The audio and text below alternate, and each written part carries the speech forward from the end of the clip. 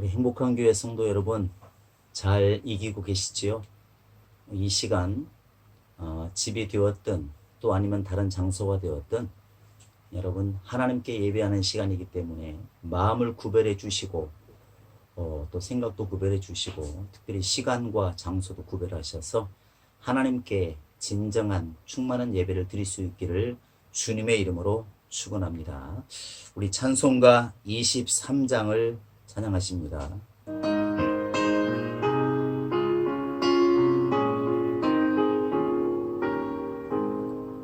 만입이 내게 있으면 그 입 닫아지고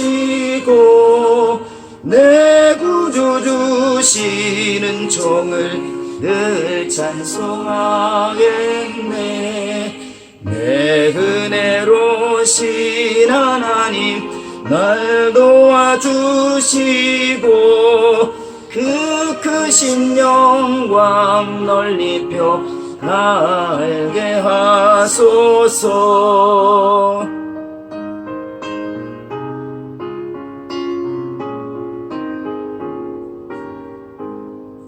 내 주의 귀한 이름이 날 위로하시고 이 귀의 음악 같으니 잠이락 되도다. 내 죄의 권세 깨뜨려 그 결막 푸시고 이 주한 마음을 비로소 오청케 하셨네. 아멘.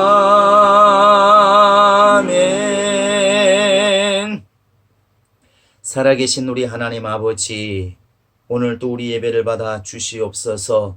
우리의 찬양을 받아 주시고 우리의 기도를 들어주시며 우리의 마음의 소원까지도 살피시고 하나님의 크고 비밀한 곳으로 채워 주시옵소서. 이 시간도 마음을 구별하고 또 생각과 모든 걸 구별하여 주 예수 앞에 나온 우리 성도들에게 놀라운 은혜가 있게 도와주시고 하나님의 나라의 신령한 복이 하나님의 놀라운 능력들이 임하는 시간 될 수 있도록 하나님이 함께하여 주시옵소서. 예수님의 이름으로 기도합니다. 아멘. 하늘에 계신 우리 아버지여, 이름이 거룩히 여김을 받으시오며 나라의 마옵시며 뜻이 하늘에서 이룬 것 같이 땅에서도 이루어지이다. 오늘날 우리에게 일용할 양식을 주옵시고 우리가 우리에게 죄 지은 자를 사하여 준 것 같이 우리 죄를 사하여 줍시고 우리를 시험에 들게 하지 마옵시고 다만 악에서 구하옵소서. 나라와 권세와 영광이 아버지께 영원히 싸움나이다. 아멘. 자, 우리 하나님의 말씀은 구약성경 출애굽기 14장 21절부터 25절까지 같이 읽겠습니다. 출애굽기 14장 21절로 25절입니다. 모세가 바다 위로 손을 내밀매 여호와께서 큰 동풍이 밤새도록 바닷물을 물러가게 하시니 물이 갈라져 바다가 마른 땅이 된지라. 이스라엘 자손이 바다 가운데를 육지로 걸어가고 물은 그들의 좌우에 벽이 되니 애굽 사람들과 바로의 말들 병거들과 그 마병들이 다 그들의 뒤를 추격하여 바다 가운데로 들어오는지라. 새벽에 여호와께서 불과 구름 기둥 가운데서 애굽 군대를 보시고 애굽 군대를 어지럽게 하시며 그들의 병거 바퀴를 벗겨서 달리기가 어렵게 하시니 애굽 사람들이 이르되 이스라엘 앞에서 우리가 도망하자. 여호와가 그들을 위하여 싸워 애굽 사람들을 치는도다. 아멘. 예, 오늘은 내가 침례받은 자인가 하는 질문을 가지고 한번 주의 말씀을 상고해 보기를 원합니다.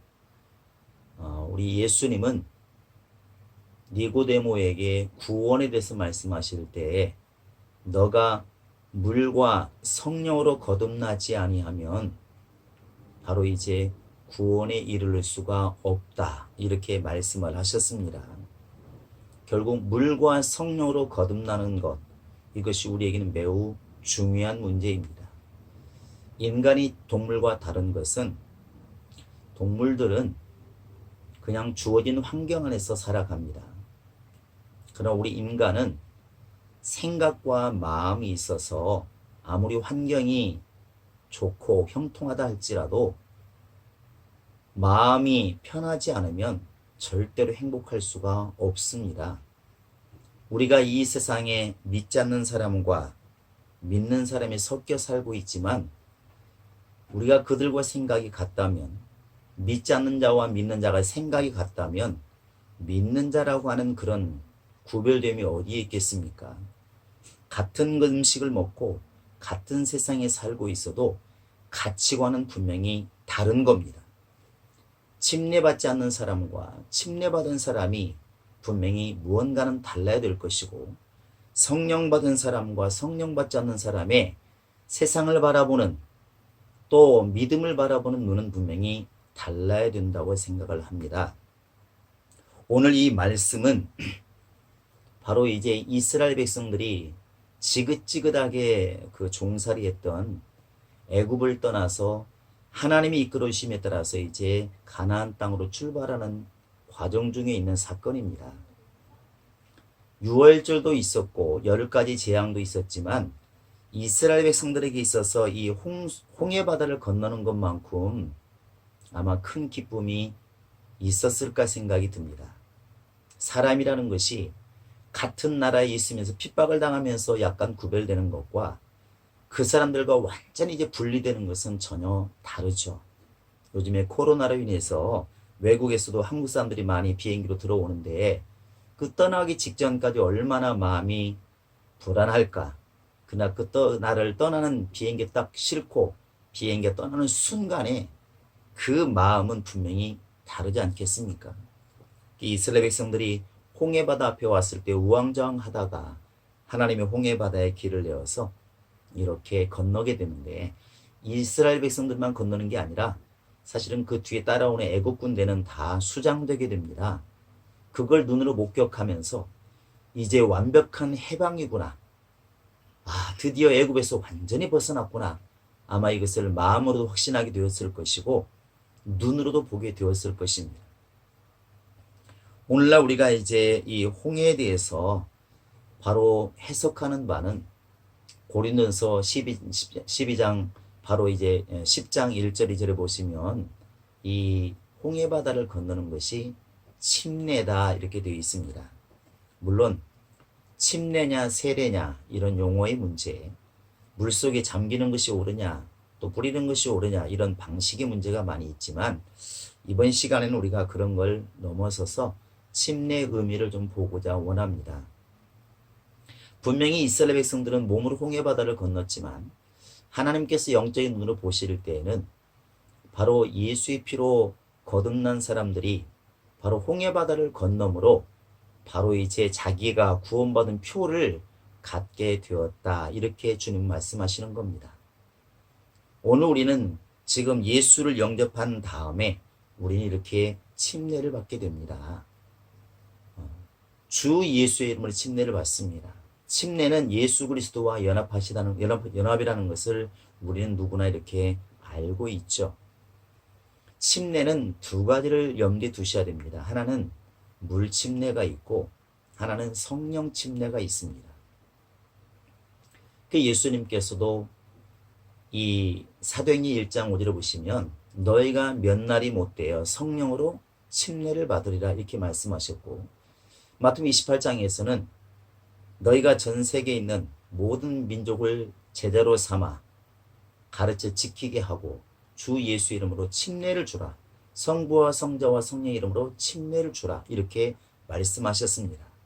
곧 물로도 우리가 침례를 받고 또 성령으로도 침례를 받아야 됩니다. 그것이 곧 이스라엘 백성들이 애굽에 있다가 광야 교회로 나아가는 길목에 있는 것이 반드시 거쳐야 되는 것이 이 침례이기 때문에 그렇습니다. 그러면 우리 예수님은 어떤 분이신가? 우리의 신앙은 예수를 닮는 것인데 예수님도 이 땅에 계시는 동안에 침례 문제를 고민하셨습니다.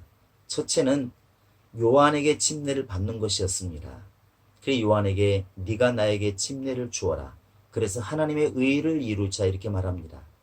바로 어린 양이신 예수에게 이스라엘의 모든 죄가 전가되어지는 곧 구약의 아사셀 양에게 이렇게 모든 죄가 제사장의 손에 의해서 넘겨지듯이 침례 요한에 의해서 인류의 모든 죄가 첫사람 아담의 죄가 이제 예수에게로 곧 어린 양이신 예수에게로 넘겨지게 됩니다. 그게 바로 예수님께서 네가 나에게 지금 침례를 주지 않으면 하나님의 의가 이루어질 수 없다.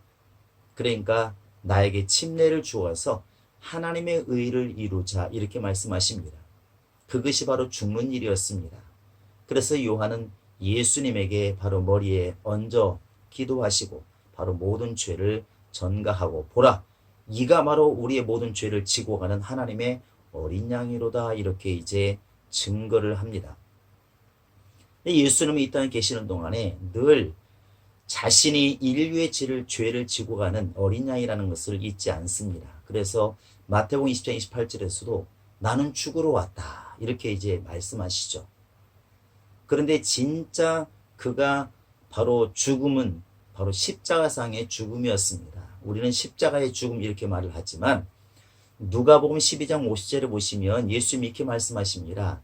야, 나의 받을 침례가 있으니 내 마음이 얼마나 답답하겠느냐. 그 겟세마네 동산에서 기도하실 때 제 아들에게 바로 기도를 부탁하시면서 이렇게 말씀하신 겁니다. 야, 나에게 받을 침례가 있으니 내 마음이 얼마나 답답하고 번민하여 지금 죽을 지경이다. 그 예수님도 이 침례를 피해가지는 않습니다. 이것이 힘들고 어렵지만 이 침례를 받음으로 예수님은 결국 죽으십니다. 그리고 부활하셔서 영원한 보좌에 오르셨습니다. 그 예수님께서 우리에게 말씀하시기를 너희가 성령으로 침례를 받으라 이렇게 지금 명령하고 있는 것이죠. 물이라고 하는 것을 우리는 좀 생각해 보셔야 됩니다. 우리는 물 안에서 침례를 받게 되는데 물이라고 하는 것이 과연 죄를 없이 하는 것일까? 침례를 우리가 받을 때 과연 물이 우리 죄를 없애는 것인가? 그렇게 나와 있지는 않습니다. 이 물은 바로 베드로전서 3장 21절에 보시면 이 물이 죄를 없이 하는 게 아니라 바로 우리 하나님을 향하여 선한 양심이 하나님을 찾아가는 것이라 그랬습니다.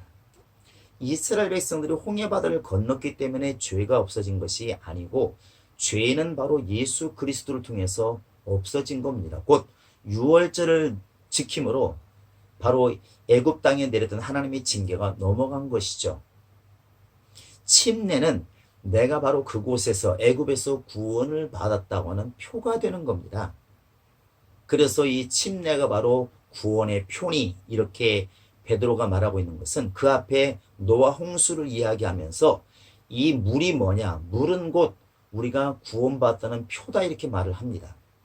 이스라엘 백성들이 홍해를 건넜다고 하는 것은 물을 건넜다고 하는 것은 내가 지금 애굽에서 구원받았다고 하는 그 표를 이제 갖게 된 것입니다. 그래서 침례받은 사람들은 이제 구원의 확신을 당연히 가져야 되는 것이고 구원의 확신을 가지고 살아가는 것이 맞다고 생각합니다. 우리가 지금 물에 들어가서 침례를 받았는데 그것이 증서로만 끝나면 안 되는 것이 바로 여기에 있습니다. 세상 사람들은 마음의 구원의 확신이 있는지 없는지를 우리가 볼 수가 없습니다. 그러나 우리 스스로는 알고 있다는 것이죠. 노아가 홍수로부터 구원받은 것을 너무나 분명히 알고 있는 것처럼 나도 지금 물을 건너옴으로 말미암아 하나님께 택함 받은 사람이라는 것을 알게 된다는 것입니다. 아브라함이 유브라데를 건너서 와서 이제 하나님의 부르심을 입었다는 것을 본인이 알고 있는 것이고 이스라엘 백성들이 홍해바다를 건너서 구원에 이르렀다는 것을 스스로 이렇게 알게 되는 것입니다. 그와 같이 이제 우리는 또한 성령 안에서 침례를 받아야 되는데 성령 침례도 역시 성령을 받은 사람이 내가 성령 받은 사람이라는 사실을 인지하고 알게 되고 순종할 때 그 의미가 있는 것입니다. 네가 네 안에 예수가 계신 것을 알지 못하면 너는 버리운 자라 그랬습니다. 스스로 알 수 있다는 것이죠. 믿음은 모르는 게 아니라 알게 되어 있는 것입니다. 이스라엘 백성들이 그 홍해바다를 건널 때 얼마나 기뻤을까? 우리는 그것을 보면서 우리 자신을 이렇게 돌아보게 되는 것입니다. 침례 요한이 예수를 소개할 때 내 뒤에 오시는 분은 물과 성령으로 침례를 주시는 분이시다 이렇게 말을 합니다. 그 예수님께서는 바로 이 물로서도 우리를 구원하시는 분이시고 결국 성령으로서도 우리를 이끌어가서 구원하시는 분이십니다. 이 두 가지를 우리가 너무나 분명하게 이렇게 알아야 됩니다. 그런데 침례가 뭐기에 이렇게 예수님께서도 받으시고 주라고 명령하시고 오늘날 우리는 왜 이렇게 정말 침례를 주어야 되고 받아야 되는가? 침례 의미가 뭡니까? 출애굽기라는 그 의미가 엑소더스 이렇게 말을 합니다. 엑소더스, 출발했다는 것이죠. 이 뜻 자체가 헬라어로 보면은 탈출했다, 또 떠난다, 새 출발한다 이런 의미를 가지고 있다고 합니다. 가만히 생각해 보면 첫째는 우리가 물침례를 통해서 과거의 단절이에요. 이게 가장 큽니다. 그래서 우리가 침례를 줄 때 아무개는 바로 예수와 함께 죽고 이렇게 말을 해요. 그래서 침례는 왜 중요하냐면 옛사람과의 단절이기 때문에 중요한 것입니다. 내가 똑같은 어제와 오늘 똑같은 사람이지만 침례를 예수의 이름으로 받게 되었을 때 어제와 오늘은 분명히 다르다는 것이죠. 옛사람은 장사 지내고 이스라엘 백성들 어저께 그 사람이 오늘 그 사람이지만 홍해바다를 건너기 전과 건넌 후에는 분명히 애굽 사람과 결별된 것이 있습니다. 이별한 게 있다는 것이죠. 어제까지만 해도 이 애굽 사람과 같이 살았지만 이제 홍해바다를 건넜을 때는 애굽 사람은 사라지고 우리만 남은 겁니다. 이렇게 옛사람과의 구별이 있다는 것입니다. 또 노아가 바로 홍수전까지는 이웃들과 함께 살았지만 홍수가 딱 끝난 다음에는 옛사람은 다 죄된 사람은 다 죽고 이제 노아만 남아있는 것이죠. 이렇게 침례라고 하는 것은 옛것을 장사 지내는 또 옛것과 이별하는 바로 옛것으로 내가 탈출하는 그런 의미를 가지고 있습니다. 그래서 이게 바로 물침례입니다. 물침례는 예수 그리스도와 함께 옛것을 장사 지내는 의미가 크다는 것입니다. 그래서 구원의 표라는 말을 쓰게 됩니다. 바로 이스라엘 백성들이 홍해바다를 참 힘들게 건넜죠. 어렵게 건넜습니다. 당황하기도 하고 힘들기도 하고 불안하기도 하고 그러나 어찌되었든 홍해바다를 건너는 순간 애굽 군대와는 이별이고 애굽 사람과 이별이고 애굽 생활과는 완전히 이별이고 그때부터 다른 삶을 이렇게 살아가게 된 겁니다. 그 다음에 성령은 바로 또 하나의 침례라 말하고 있습니다. 성령이 임하시는 것을. 그러면 물침례와 성령 침례가 다른 게 뭘까요? 이 고린도서에서 바울이 말하기를 우리 조상들은 구름과 바다 가운데서 침례를 받았으며 이렇게 말하고 있는데 바로 이 바다에서 침례받은 것이 과거의 구별이라면 구름으로 침례받는 것은 구름 아래서 침례받는 것은 끝난 게 아니고 시작입니다. 그래서 침례가 엑소더스라 이 출애굽기에 보면은 이 뜻 자체가 새롭게 출발하다 그런 의미를 가지고 있습니다. 홍해바다를 건넌 다음부터는 새로운 생활이 시작되는데 어떤 생활이냐? 예수님 하나님 말씀하신 것처럼 내 백성을 보내라. 광야에서 나를 섬기리라 그랬습니다. 이때부터 섬기는 생활이 시작된 겁니다. 우리가 성령으로 이렇게 침례를 받게 되면 그 성령을 온전히 내 안에 임하게 되면 모시게 되면 그때부터 하나님을 온전히 섬기는 생활을 이렇게 시작하는 것입니다. 하나님을 섬기는 생활, 또 하나는 약속의 땅으로 나아가는 생활, 또 하나는 하나님의 삶으로서 사람으로서 하나님의 사람답게 살아가는 생활을 이때부터 시작하는 것입니다. 홍해바다를 건넜다고 하나님께서 바로 말씀을 주지 않았습니다. 그 뒤로도 한 1년 가까이 이렇게 시내산까지 그냥 인도를 했습니다. 거기에서 말씀을 주었어요. 왜 홍해바다 건너자마자 말씀을 주지 않았을까? 그것은 분명히 차이가 있습니다. 홍해바다가 과거의 단절, 옛사람과의 단절, 세상과의 단절을 우리가 의미한다면 내가 지금 세상으로 나왔다고 끝난 게 아니지 않습니까? 우리는 이제부터 또 다른 출발을 해야 되는데 그것은 하나님의 사람으로 사람답게 살아가는 것, 약속의 땅, 곧 요한복음 14장에 나와 있는 그 아버지 집을 향해서 나아가는 생활, 그리고 하나님을 하나님답게 섬겨주는 그런 생활을 지금부터 우리가 해 나가야 되는 것입니다. 이것이 바로 침례의 가장 중요한 의미입니다. 내가 아무리 침례를 받고 번쩍번쩍 빛나는 침례 증서를 가지고 있다고 해서 그것이 나를 보장해 주는 것이 아닙니다. 우리는 지금 예수 그리스도의 피를, 양을 잡지 않지만 예수 그리스도의 피를 믿음으로 내가 가지고 있는 것처럼 내가 지금 물로서 침례 받음으로 예수의 사람이 되었다는, 옛사람으로부터 세상으로부터 건진받은 사람이라는 표를 가지고 있다면 지금부터는 정말 성령으로 온전히 내가 감동되어서 성령으로 인도받는 출발을 해야 그 침례의 의미가 있는 것입니다. 교회가 침례교 간판을 달고 내가 침례를 받는 증서를 가지고 있고 이것도 물론 중요하지만 정말 중요한 것은 당신이 침례받은 사람이냐 우리는 질문을 했을 때에 그렇다고 말할 수가 있어야 됩니다. 그것은 이 두 가지 의미를 너무나 분명하게 알고 있어야 됩니다. 물론 행해야 되겠죠. 하나는 애굽과 정말 완벽하게 내가 정말 구별하고 있는가. 옛사람은 장사 지내고 성령으로 지음받은 새 사람이 되어 있느냐. 내가 정말 옛 구습을 벗어버리고 있느냐. 이게 바로 물침례를 온전히 받은 증거가 되는 것이고, 성령으로 온전히 내가 정말 이제 침례를 받았다고 한다면 예수님이 말씀하신, 하나님 말씀하신 그 새하늘과 새 땅을 우리가 지금 바라보고 있는가? 영원한 나라를 바라보고 있는가? 아브라함처럼 약속의 땅을 가라는 그 말씀을 따라 가고 있는가? 이렇게 지금 살고 있어야 그게 성령의 사람이라는 사실입니다.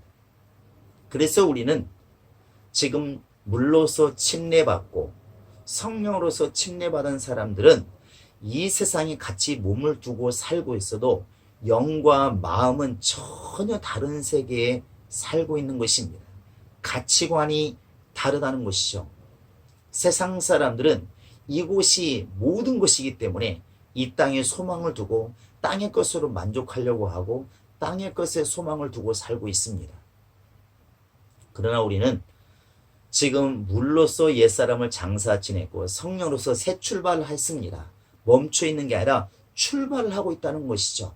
애굽에서 아무리 고기를 구워 먹고 아무리 가마솥에서 평안한 생활을 하고 있어도 그것을 동경하는 것이 아니라 저 적과 꿀이 흐르는 가나안 땅을 향해서 지금 가고 있는, 홍해바다를 건너서 가고 있는 이스라엘과 같이 우리는 성령으로 지금 하나님의 땅을 향해서, 아버지 집을 향해서 지금 하루하루 이렇게 걸어가고 있는 그러한 삶을 살고 있는 것입니다. 여러분, 그래서 우리가 끊임없이 우리에게 질문해야 될 것은, 내가 지금 홍해바다를 진짜 건넌 사람인가? 내가 지금 광야에 나와 있는 사람인가? 내가 애굽 사람과 지금 구별되어 있는 사람인가? 머릿속의 기억은 지금 애굽에 있었던 때가 기억이 나지만 지금 하나님은 나에게 그곳을 잊어버리고 저 앞에 있는 약속의 땅 가보지도 않았지만 믿음으로 바라보고 있는 그 약속의 땅을 지금 가라고 하고 계시는데 그곳이 지금 보여지고 있느냐? 우리에게 지금 묻고 있는 것입니다. 여러분, 침례는 물로 들어가 받는 침례의 행위도 중요하지만 그 의미가 중요한 것입니다. 내가 침례교라는 것을, 또 내가 침례인이라는 것을 말로 자랑하는 게 큰 게 아닙니다.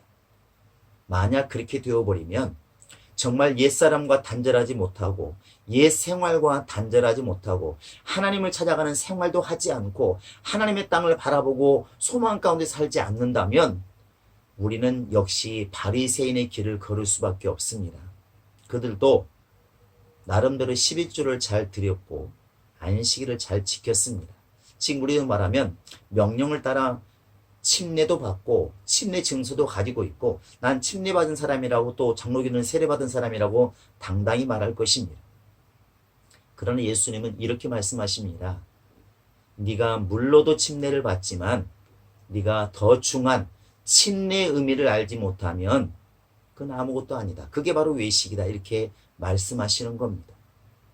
여러분, 이스라엘 백성들이 홍해바다를 건널 때 너무나 기뻐서, 여러분 14장을 찬찬히 끝나고 한번 읽어보시기 바랍니다. 마지막에 보시면 우리 하나님을 찬양하고 경외하고 너무 기뻐서 정말 하나님께 감사했습니다. 근데 그때 과연 우리가 이전에 애굽과 완전히 구별됐구나. 애굽 생활과 완전히 구별됐구나. 옛사람은 다 홍해바다 장사 지냈구나. 이렇게 알고 정말 이제는 앞만 바라보고 여호수아 갈렙처럼 약속의 땅만 바라보고 가면 얼마나 좋을까. 주님이 원하시는 게 바로 여기에 있습니다. 우리는 오늘 또 내일 또 끊임없이 이 땅의 유혹을 받습니다. 우리도 잘 먹고 살고 싶고 잘 입고 살고 싶고 세상 사람처럼 이 땅에서 육체가 편안한 삶을 살고 있습니다. 네, 주님께서 말씀하시기를 너희가 이 세상에 속하였더라면 애굽에 속하였더라면 너희가 바로의 사람이라면 핍박을 받지 않겠지만 이 땅에 있으면서 내 안에 속한 거로 내 사람이 된 거로 하나님의 자녀가 된 거로 세상이 너희를 미워하는도다. 좁은 길로 가라고 지금 말씀하고 있는 것입니다. 홍해 바다를 건너는 곧 침례를 넘어서 하나님 앞에 나아가는 길은 광야길을 걷는 것입니다. 이때로부터 물도 부족하고 먹을 고기도 없고 수박도 없고 길은 험난하고 이게 바로 교회 생활입니다. 여러분, 교회 안에서 육체의 편안함을 이를 찾지 마시고 내가 정말 침례받은 사람이다. 나는 강을 건너온 사람이다. 나는 물을 건너온 사람이다. 나는 이제 옛사람은 완벽하게 장사 지내고 예수의 사람, 하나님의 사람, 성령으로 이끌림 받는 사람, 하나님의 나라를 소망하는 사람, 그런 사람으로 지금 살고 있다. 이런 믿음으로 우리가 살기를 원합니다. 겉으로 보여지는 어떤 울타리가 아니고 우리 마음에서 이것을 잊지 않고 기억한다면 우리가 바로 그게 진짜 침례받은 사람, 성령으로 물로 침례받은 사람, 곧 물과 성령으로 거듭난 사람이 될 수가 있을 것입니다. 믿음의 결국이 결국은 영혼의 구원이라면 영혼의 온전한 구원을 이루기 위해서라도 여러분 물로 침례를 받으시고 성령으로 침례를 받으시고 옛사람은 완벽하게 장사 지내시고 성령으로 매일매일 이끌림 받아 하나님 앞에 나아가는 그런 성도의 삶이 우리 안에 있기를 주님의 이름으로 간절히 축원합니다. 우리 행복한 교회 성도들은 하루하루가 영적 전쟁인 것을 아시고 내가 정말 물을 건너온 사람이다. 죽음의 강을 건너온 사람이다. 침례받은 사람이라는 것을 늘 가슴에 새기고 지금부터 하나님을 섬기는 생활, 하나님 나라를 바라보고 꿋꿋하게 걸어가는 사람, 하나님 사람답게 살아가는 신앙생활, 여러분 이것을 하기로 작정하시고 날마다 승리하는 삶을 살기를 주님의 이름으로 부탁을 드립니다. 잠시 기도하겠습니다.